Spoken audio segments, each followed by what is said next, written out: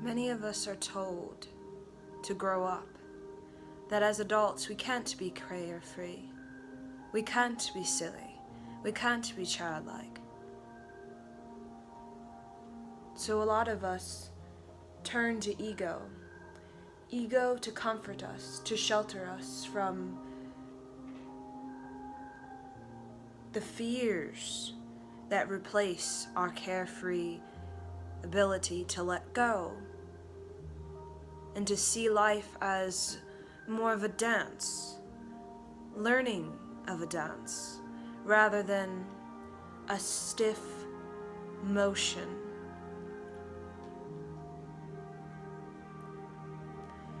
And many adults look at those carefree, childlike, silly, goofy, energetic adults as quite odd. And a lot of times, those carefree adults are shunned, are looked at as someone who's immature, someone who is maybe weak, who has a lot to learn, who doesn't know the game of life and should learn the game of life.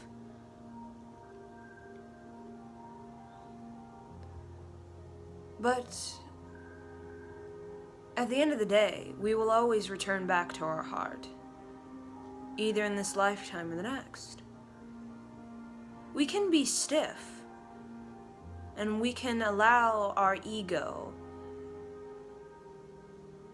protective, defensive, assuming the worst, to cause us to overanalyze every decision and end up not making any decisions at all, and find ourselves in this constant state of lack of creativity. And as the ego, you'll notice the ego doesn't really create for the whole profound depth, soul awakening that creativity is. It's an ego, we just put out just anything, just creativity just for the fact to get something done, to complete something. That is the ego. I just want to get something complete, so I'm just going to create whatever.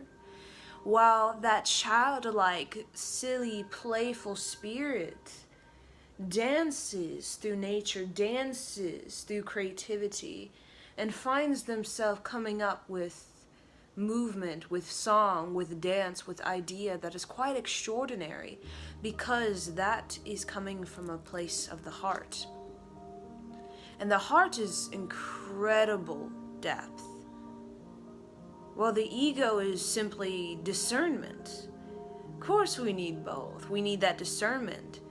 But a lot of us, our ego and our heart are two different people that don't even get along, that don't even trust each other. So what happens?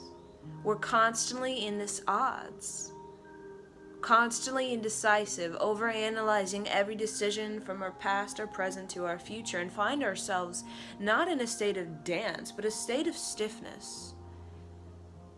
Walking through life stiff.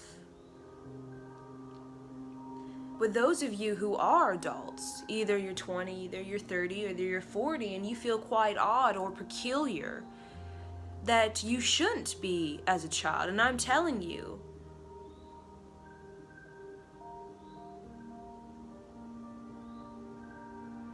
it takes great stamina and courage to be childlike as an adult. And those adults who are stiff in life, ruled by their ego, very protective, defensive, moody, and irritable because of it, understand those individuals are not strength in its authenticity. It is easy to just crawl into, I was disappointed, I'm going to turn moody, and I'm going to turn kind of temperamental and allow my ego to rule me. I'm going to just be protective, defensive, assume the worst, and keep myself away from the heart. That is not strength. That is not maturity, but we have adults have kind of swapped strength. We've swapped it, where being childlike and of an open heart and energetic and enthusiastic and playful with life is quite weak. It means you're immature. It means you do not know the game of life and you need to figure it out, because that is incorrect. While the adult who is stiff, who has a quite routine life, has fulfilled the status quo, but there is no dance with life, there is no energy, there is no presence of I am fully here now. That does not exist. It's just like a machine, like a factory belt. Just a machine, just putting out creativity that really has no meaning to oneself, has no deep soul awakening, no wisdom or moment of enlightenment. Creativity is like a lightning bulb. It is genius when it is truly in its authenticity, in its integrity. When you're in your integrity to creativity, it is a bolt of genius, a bolt of play, of dance, a profound epiphany, revelation that leads to some sort of heart opening where you feel compassion, you feel grace, you feel this moment of peace that I am this great, incredible universe. That is creativity. In its power, in its authenticity, and what it was truly intended for. And you notice those who do not have that lightning bolting through their body, you notice those people they're low energy. And those who are creating, they're putting out products or whatnot, and they're drained, or they look very depleted, just low energy. You can tell because there's no pizzazz, there's no spunk, there's no energetic enthusiasm, play, and dance. That is just a factory belt. Just burp, burp, burp, burp, like a zombie land. And we have a lot of creativity in this zombie land where it's just like, that is not creativity in its purity. So if you are energetic, if you are enthusiastic, if you have energy, you have strength and stamina. And I consider myself a very enthusiastic individual just by looking at a plant. I feel quite buzzed, you could say. Buzzed, like I got high. I could feel that energy. That because I am in that vortex of appreciation and gratitude. And I'm telling you, it is a discipline. I wake up very early so that I can do my mantras, my yoga, my kundalini, my set that really disciplines my mind, constantly chiropracts my mind to be in that state of gratitude and appreciation. Because our mind has been so chiropracted and programmed to be in this dissatisfaction. It is constantly a daily practice to make sure that brain stems are not going back to the usual pattern that was handed down to me by my ancestors. So that is strength, that discipline to remain enthusiastic, and that is strength. Being in the heart is strength. Because when we're in such a world where we're just kind of this ego, this superficial, I'm going to lie about how I feel, I'm going to lie about who I am. Being in the heart and being quite direct and straightforward about who you are as a being, that is great strength. That is profound strength. To have your ego and to have your heart working as a team, That is maturity. Because when they're working as a team, and when they're not constantly at odds, your heart wants to do this, but then your ego is like, no, that is not following my plan, my path, what I want, ego as ego. When they're working together as a team, and they're making decisions from one brain, from one space, that is a mature individual. That is a mature individual, because then that decision is coming from a place of, I take responsibility for my life. Not, I blame you, heart, ego says, or heart says, I blame you, ego, heart says. It is mind and heart, we're making this decision. Therefore, I take responsibility for it. Whatever, like cause and effect, whatever that effect may be, I take responsibility for it. And that is how we get into a vortex of wisdom. We can play that game all day. I blame you, heart. I followed you, and what did you do? You left me into disappointment, into a relationship that wasn't fulfilling, and a job, da-da-da-da. And the ego blames the heart. And then the heart blames the ego for, why didn't I do that? Why didn't I just dive in and wholeheartedly pursue that? Because it felt so right. It felt true. And the ego is blaming, the heart is blaming the ego. So then where we are, we're just nowhere. We're just constantly doing this game of tug of war back and forth for an incarnation, who knows? But when you can just decide to, I'm gonna be playful, I'm gonna dance with life, that kind of loosens up your ego, so your ego's not so uptight and taking everything so seriously.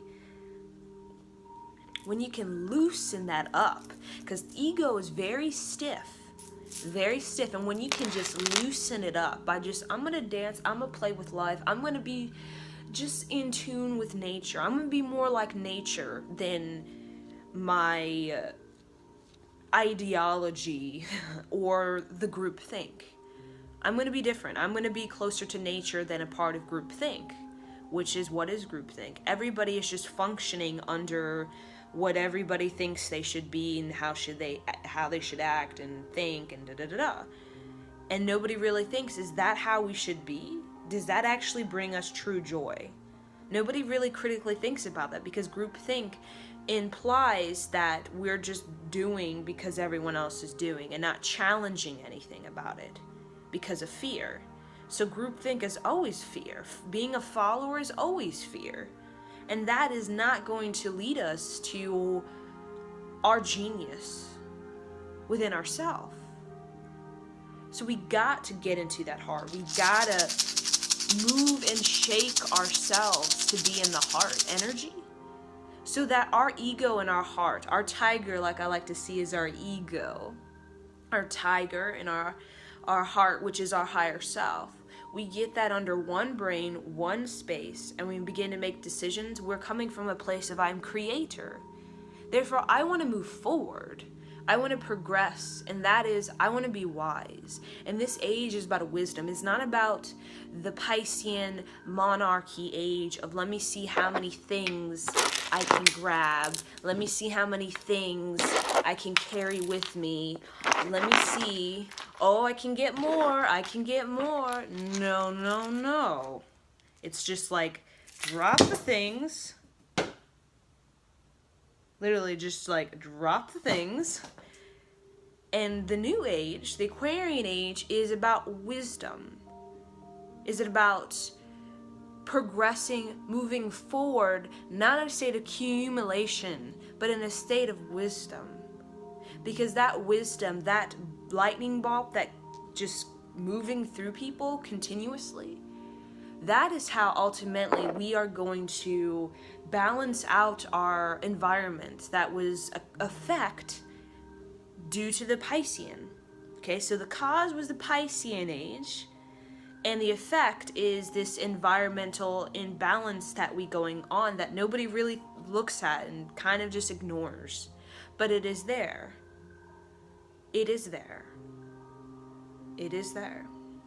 So the heart is the genius and the ego is the discernment. The ego is that energy that can help us maneuver through lower dimensions, where there are people functioning in lower dimensions, trying to master lower dimensions, and ego helps us to protect ourselves.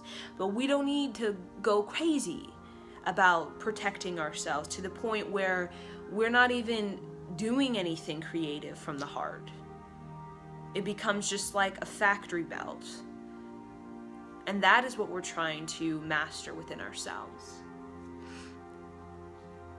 So if you're childlike, if you're silly, if you're goofy, if you're energetic, if you're enthusiastic, just know that you figured something out. You figure something out, and whatever you figured out, either you got some practice, you got some mantra, you got some yoga or kundalini or something that you're doing daily, keep doing that. And if you think you're odd, if you think people look at you as you're weird, just understand that you got a lightning bulb moving through you. Constantly a lightning bulb, bam, bam, inside of you. And that energy is the energy of wisdom, is the energy of Lemuria, of Atlantis, is the energy of an empowered human. And that is ultimately, I don't care what anybody says, that is what we're here to be. We're here to be an empowered human. Every human has the capacity to be Nikola Tesla, Albert Einstein. We just have to allow ourselves to be that. We just have to allow ourselves to go where we feel guided to go and to be maybe what many people refuse to be. Because of, I'm just going to live in my ego forever. But eventually we will return to the heart, because guess what, y'all? When we die, what do the angels ask us? 2 questions. How much have you loved, and who have you forgave, you could say, when we die? Simple.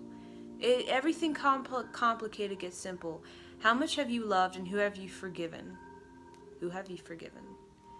And that is all direct from the heart. And your most profound experiences are going to come from the heart. Going to come from a place of dance, a place of song, a place of play, a place of laughter, a place of enthusiasm, a place of energy. That is your most profound experience on earth. So you can either surrender that and you can trust that. You can resist and be at odds for decades. Who knows? But eventually, you're going to realize that we are here to have a profound experience on earth. And the only way to do that is to allow ourselves to dance and to play and to be loose and flexible, adaptable, changeable. Because that's the only way. It is the only way. So I'm going to leave you guys with that. Satnam.